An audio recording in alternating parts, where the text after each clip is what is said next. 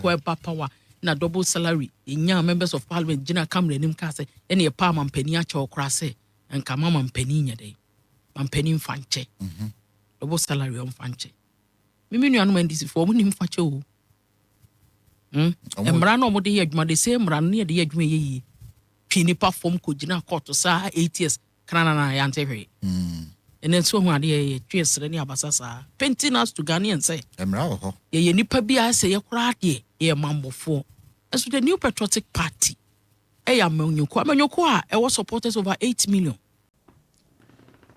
ebusian for ha Ghana TV GH message or like, comment, subscribe, turn your notification so that anytime videos of this nature are uploaded you'll be notified. Ebusian for sister Jennifer Queen Oba papa and a superb delivery beer angel money show nesu.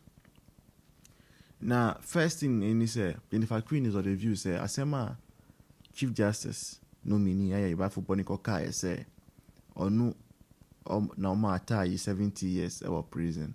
Na when him say anka o ma atai 30 years atai betime pie biom na opia ebia ni busuanfo na atai ba be ko mu first enti ni busuantina wa ma atai 70 years no. Useless, I say na comment no in here. No credit no in here. Because obian bisano. Ebisano say about the sentencing regime of Ghana. Now, say mimi ti asem no, asema every mama mi say Chief Justice admit say e top mrebia enye say ne amra no cow na say funso anipa ne yew. But ne ewo muma onu as a person then it explains why get retoko no. Ni issue sa the Supreme Court na ebra bafo boni acting Chief Justice no. Why those things were thrown out of court, those cases were ruled against her allegedly, because I mean that's the rationale. Because before get retoko no, Mahama be suspended no. Now she had constituted a panel of judges that was supposed to sit on the case that was against her. Yes, sir. Now, the moment Bafo Bonnie became acting, or some panel, no, or the microphobia, ever shame or microphobia free. And now, no, the Chief Justice nominee has given us a room to go back into the past and see all his judgments and see all his decisions, which was not supposed to be so. Anka, any idea? We should question even his stance or his, how do you say, judgment. Now, moving from there, no, Sister Jennifer Queen Sanka say, Adia, NDC for a Juma Omudi NPP, no. And I said, Obia also be NPP at buying them, no. And ya idea about 2029, a debate or mobium. Esan say, then you know, mind we muna NPP. Lawyer, NPP, MPs. Eko pa kufa do chose. Nkrofo mo di double salary no. Yenja omo enya hwi. Oman no yen na yebe building no. Enti yenja omo. Emayen prosecute omo. But NDC for abadie. Omo see the law is the law. Enti we are madam fo, unyo madam fo, obia MD boss no. Otu kwai. Yakochi no airport. And all those. And the NDC for say, Omudie, they have come to teach us a lesson and to show us Pepe. That's what they are doing, basically. But they are doing it so beautifully. And they are also sowing a seed for the future. And the idea, and I say, let NPP people learn from this. Now, my learned colleague, my learned friend, and all those things there. Yeah, so those English. We are learned colleague, my share obotum. We are learned friend, my share obotum. Whoever takes one Ghana city, a song called them kakra. Black Maria, I say, Juma. Now, Black Maria, as I always say, you better order for more. As I say, be brave. Let's go and hear the submission of Sister Jennifer Queen. I'll see you in the next one. Leave a comment, I'll reply. Cheers. Oh, I'm going I'm ready to see, me feel minority party, I'm be bien free. I'm abakosem. Oh, I'm Omusia na omusia ntemo ebeboa. See, one of the problems are NPP the boycott of 1992 Parliament. And my Parliament is one-sided. And my new man in Semfata. Of course. Yeah. I'm 96. No. I know say, yeah, mistake. Almost I say day. Yes, so much. Obama no na Juma DB na Osekos. Yes, 13 or 14 Chief Justice nominee. Now, Article 144 said, one, the Chief Justice shall be appointed by the President acting in consultation with the Council of State and with the approval of Parliament. Yeah. So, Bafu Boni, President appointed Appointed. on appointed. Council of State for what is on because President and goes out to a real first 2 leg. And all fulfill the constitutional mandate. You didn't be see when you say Monto Tonano. Yɛde bɛtena. Yɛde abɛtena mɔnim sɛ montoto no. Santini ntu ka wɔ si ayi. Ɔjɛ. Toto na no a na minority leader ne minority foɔ no. Ɛyi nipa na yɛde na o se yɛ gaze. Abɛtena wɔ anim sɛ toto na no na ɔmo se ɔmo deɛ. Ɔba ahima bi wɔ friend tɔkɔ no. Ɔmo bɛkɔ no ne ntɔkɔ ama no. Na so na ɛyɛ tɔkɔ no ne yɛbɛdi ne ho nkɔmɔ ana. You see, this is honorable tea. On to me, could never be a yes. In fact, me who will be the first person to go to court. Say, I saw represent only NDC members in his constituency. He is an MP for Christ's sake for North. I mean, UP, United Party members don't do a war. They expect an equal treatment for him. Yeah. And the questions are minority for no, also Mukobusano. Omo Musama MPP for. Oh, Busama party bia a one potemti. A fenyo no di woman, you use as an example. Susian pass a fenyo person catcher say. So could station will win it back. I know board de Rose. May Kwaku, ya the Chief Justice nominee bow. Win it by my me kwa mami Musa question. Come here because Musa question. So what it means is they say we're disappointed the constituency. How? One year a juma was or more expecting to say day. Oh yeah, essence okay. Or one kasa out of officer. Parliamentarians when on catch you, you much more. Or say I no about Solomon Usu. Having been elected a member of Parliament, do in the name of Almighty God swear that I will bear true faith and allegiance to the Republic of Ghana. As by law established, and that I will uphold, preserve, protect, and defend the Constitution. Some Constitution also be defended. That's our Constitution. Also, Article 144. Na catch say, Omanpeni Ebobo Bidi Yajina to say Chief Justice. Yes. Now one support okra. Ose. Support because it's omuditum. Ose also otutuna. O asemi anu ebu. That's only a kofo bia bro say obusu apani a obejem. Da bi tie de make you. Eno kire busu apani ne ba, o de ba me betutuna no. Me ma ne nko say me dey o kan don tuna no na nya kro be wi amasa. Da bi say otutu anu na nya no wa throw report. Na say we o man tutuna no. O le ma me nwie. Eno nti afenyo first of all wo ni minority fo nyira mo anko angohia mo constituency ene o mo kura ningita ho questions o se mo busa mo ko ya na mo se mo de mo pem Mompe. Yes. Moko. Boba be 4 years time. Me ka che Ghana for nya so mo vote ntia all the 87 members. Nya no kure. Wo mo ntu o mo nya na United Party. United Party say ya ya in the year 2012. Ya got to about we no. Sa bre na mo MPP. Yeah. MPP nya 122 members of parliament. Yes. Ana omo ya adwumaden. By 2016 ya got to about no manya 169 members. Ewie no mutiri we omo de. Sa nyoma se ya boycott. Near a press conference. Boycott. There's a difference between boycott and a walkout. And by 2020 no. Na sa nyoma we ya no mu ye na so ati aba 137. Ana omo sa se bio. Boycott. Press conference, press release, walkout. So by 2024 year now we got to obey. Now from 137 as well shim aba 88.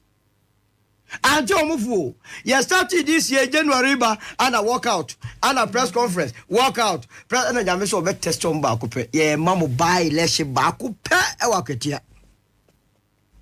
And also a Swakotiaba 87. Jodi amunya won ma say UP aba. Yeah, the members. Na some na mo kra da mo te party mo ye adwuma men. Yeah, the United Party ye adwuma. How did you I take a great exception to this statement malicious. Say me your political party. Me ka who you responsible opposition. You speak the same language. When I posted the flyer Article 41. Why 2 NDC against and you the one across them. I challenge you to show me. I challenge you to show me. Solo or a United Party communication director. He sings the same tune, which I don't have a problem. No, I don't have a problem. But if two bears sing the same song, that's not a political party. If now let me when they are feathers are the same. Jennifer, first. I know Babaji 2 more nights on me or also don't UP. That's all UP. That's not because UP. When you UP, so me want them na mo catch. I'm ready to do what you mean about you now UP. Oh, better you no problem say. Obama. And no carry program live. Yeah. I'm on for be share. Oh yeah, live. Yeah, say me ba be program. My rate card na say 1 hour you just say dependent program and general the omu ye first 2 hours afenyo de be waste your time share the constitution article 41 F yes was say your friends obligations and the duties of every citizen yeah also to protect and preserve public property and expose and combat misuse and waste of public funds and property and the afenyo LED o man nyina akoye and say was say public funds. But ne minority for the trustee in what? Tie Patrick Yabo ma kan op here. Ma men cancer Patrick and ye say mo fine brains. Do not allow yourself to be misled by Patrick one more cry. Because gradually almost say Patrick mo political career. One more. But the bet Patrick say o mo nya no mo ntwe mo mra UP mo say no mo guaso tie die Patrick kan ho he mama tie Patrick and then the Facebook post was say on Monday the 10th of November 2025 the appointments committee fulfilled its oversight mandate by vetting Chief Justice nominee Justice Paul Bafuboni. May God grant us wisdom and strength as we work diligently for God and country. They are now upper train. Your upper train, you say, only so far as is concerned, Parliament of Ghana or move veti nominee perfectly. Or man fulfill Patrick. He's entitled to his speech. And you, the also cry a lawyer. So was it Nyamisa Emma Wamusian who Nyan Sanya Gene or Kaway Casanjo? Some woman, Miss Sorry, Papa Penny to send me a macrefi, some may quack parliamentary work. No must say parliamentary decision. Yeah, sorry. Abra Bafuboni me what and somewhat according to Patrick so are you part of the appointment committee? Yes. And was said they have fulfilled their mandate. Absolutely. But they are work out, sir. No, the Omuka no, the all Kenyan say the uncall for what interpretation to so interpretation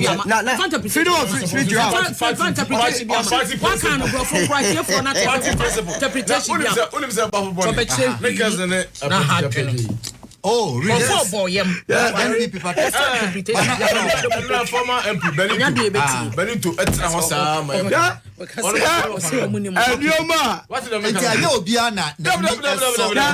of course. I don't know, Benny. Habib Ngwane so much.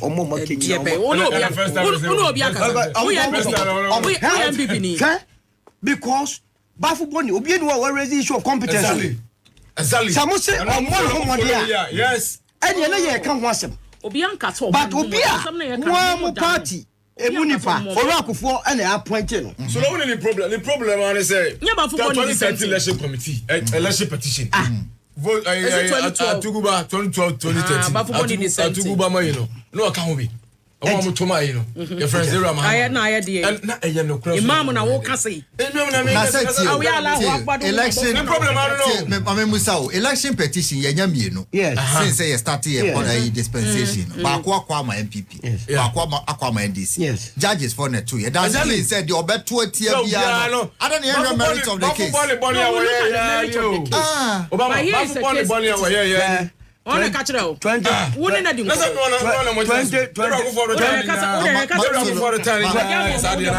2012 Abra Uraba Umiakotana Dakem Casa, you and I were not dead. What I must say, or second, Pama and Bibi free inside. One cover, I didn't person can. One cover, when I came. Now, by a one book on a Kennedy crowd. Put out check it. You are oh, my son, so my mother about me. You be it. No mother about me. The yes was over none in the tea. That would you start and the deliver the animal in the no one is Tuesday on that time because you win your palace and on say on can the all can be about come by me say a fact it's about me free him will be the American say now what no case 2012 petition no and America say 2012 2013 petition say bafo boni anto ama Ekufodo ene na year na odi essence nipa na okogina adaked o say you and I were not there uni ho na na dance pumu na wudi ade see uni ho but the point is that Enra based on the workout yes the appointment committee has done their job or they've done their job so there's nothing to discuss about say Baumia Echo 2012 na obi anko kan sa de David ya work and them